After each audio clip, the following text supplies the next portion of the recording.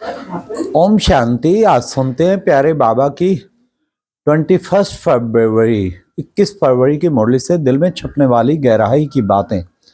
आज की मुरली में बाबा ने बच्चों को कहा कि बाबा, बच्चे चार्ट भेजते हैं, बाबा हम तो हर समय याद में रहते हैं। बाबा कभी मानेगा नहीं बच्चे।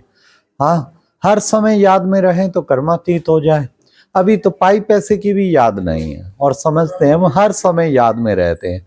याद का यथार्थ पता नहीं है।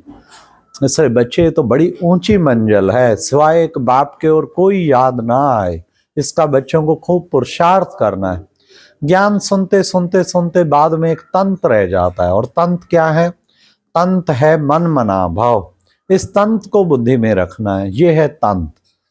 तो प्यारे बाबा का आज ये मुरली मंथन हम विराटनगर से कर रहे हैं। प्यारे बाबा के बहुत अच्छे युगल, एक जिनके घर में शिव जयंती का झंडा, राज रानी अहलावत जी और अहलावत साहब। तो बाबा ने आज कितना सुंदर एक बात कही कि बच्चे, ये बार बार देह अभिमान को तोड़ना है। घड़ी घड़ी देह अभिमान आ जाता है, तो इस मैं आत्मा हूं, इस पाठ को बार बार पक्का करना है, इस अभ्यास को बढ़ाना है। कभी भी बच्चे किसी के देह में नहीं लटकना। अगर बच्चे नाम रूप में लटकते हैं ना, तो समझो बच्चे ये तो भूतों की पूजा, भूतों में लटकने वाली बात हो गई। तो किसी भी भूत से लगाव नहीं लगाना है। तुम्हें तो एक आत्मा समझ के आत्मक भाई भाई स्मृति रखनी है और एक बाबा को याद करना है। फिर आज बाबा ने कहा, सबसे पहला गीत बजा, तुम प्यार का सागर है, तेरी एक बूंद के प्यासे है। बाबा ने कहा रॉन्ग गीत है। बाबा भी लहरी है ना, कभी तो बाबा कहते बाबा कितना प्यार का सागर है। आज बाबा ने कहा नहीं, पहले तो ज्ञान का सागर है, आके ज्ञान दिया ना तुम बच्चों को, फिर प्यार का अनुभव किया। तो तुम बच्चों को ज्ञान आके बाबा देते हैं। फिर बाबा ने कहा ये बच्चे देखो, ये है गॉड फादरली यूनिवर्सिटी। ये कितनी बड़ी यूनिवर्सिटी है। तो इस यूनिवर्सिटी में तुम सब बच्चे पढ़ते हो, तो इसका बच्चों को नशा रखना है कि हम गॉड फादरली यूनिवर्सिटी के स्टूडेंट हैं। फिर बाबा ने कहा नादी बना बनाया ड्रामा है, इसमें बच्चे कुछ फर्क नहीं पड़ सकता। कितना बाबा पुरुषार्थ कराते हैं, लेकिन उसके बावजूद भी कई बच्चे तो पुरुषार्थ करते हैं। बाबा कहते ये है अविनाशी कमाई। उस कमाई के पीछे कितना दिन रात लगे रहते बच्चे, वो हद की कमाई है। हाँ, वो तो शरीर छूटने के बाद यहाँ रह जाती है। अविनाशी कमाई तुम्हारे साथ चलती है। तो इसलिए बच्चे, बाबा जो पुरुषार्थ करेंगे वो उच्च पद पाएंगे। इसलिए नहीं फिर कम पद पाएंगे। समझा जाता है कि राजधानी स्थापन हो रही है, सब तो बड़े राजा बनेंगे नहीं, कोई प्रजा बनेगी, कोई दास दासी बनेंगे, कोई कुछ बनेगा। ये सारा बाबा ने का मदार पुरुषार्थ पे है। राजधानी स्थापन हो रही है, तो हमें अच्छा पद पाना है तो अच्छी तरह से पुरुषार्थ करना है। फिर बाबा ने कहा देखो बच्चे, भंडारे में भी बाबा की सर्विस होती है ना, कितने प्यार से भंडारे की सर्विस करते हैं बाबा के, कितनी आत्माओं की दुआएं मिलती हैं। हाँ, कई माताएं कितने प्रेम से ब्रह्मा भोज बनाती हैं। बाबा कहते हैं भंडारे की सर्विस भी बाबा की यज्ञ की सर्विस है। अगर भंडारे की सर्विस भी नहीं करेंगे, सर्विस ही नहीं करेंगे, तो फिर क्या पद पाएंगे। हाँ, फिर बाबा ने कहा कि कईयों में धारणा अच्छी है तो औरों को समझा पाते हैं, धारणा नहीं है तो नहीं समझा पाते। फिर कहते हैं मित्र संबंधियों आदि को हम समझाते हैं। वो तो बच्चे थोड़ा अल्पकाल का हुआ ना, अल्पकाल की सर्विस हुई ना। तुम्हें तो बहुत सर्विस करनी है।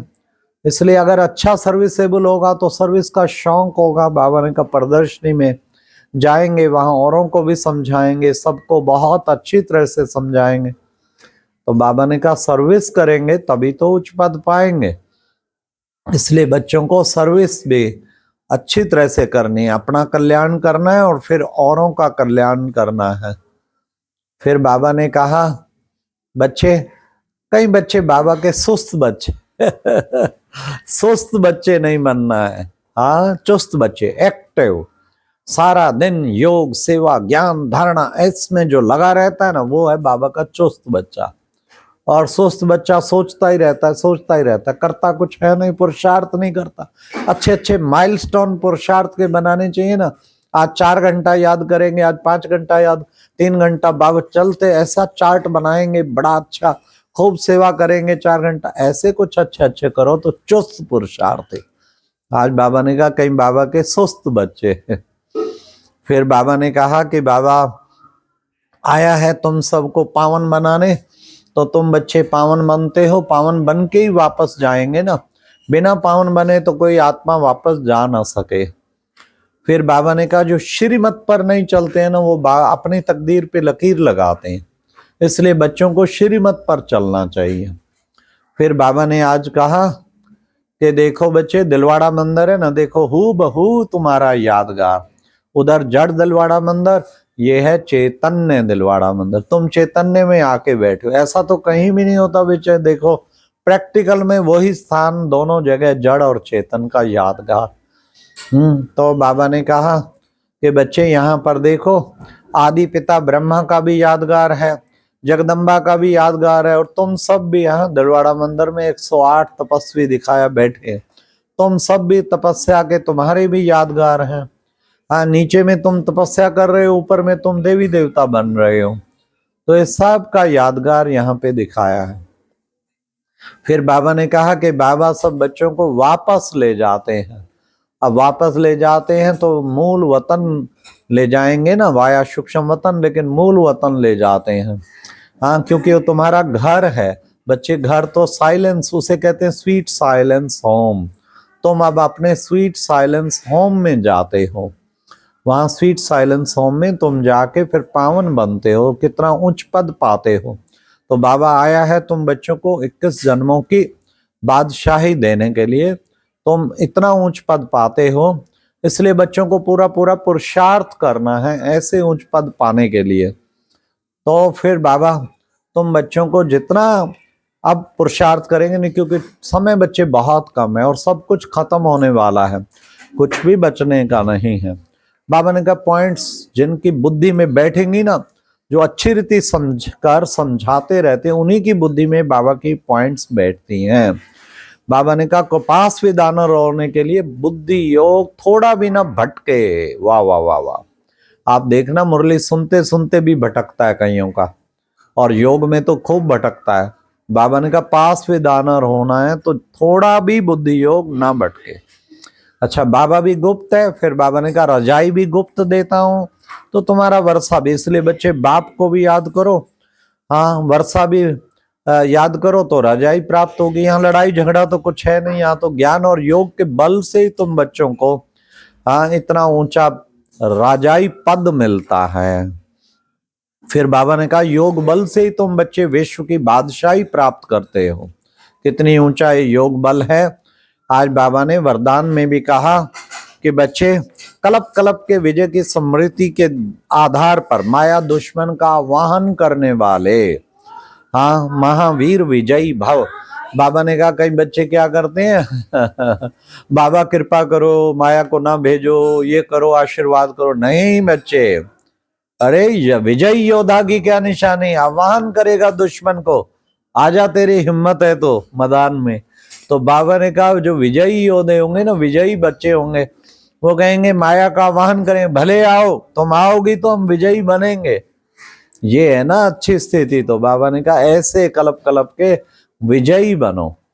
फिर आज की मुरली में वो स्लोगन था समय की सूचना है, समान बनो संपन्न बनो। अब तो बस एक धुन लग जाए, बाप समान बनना है।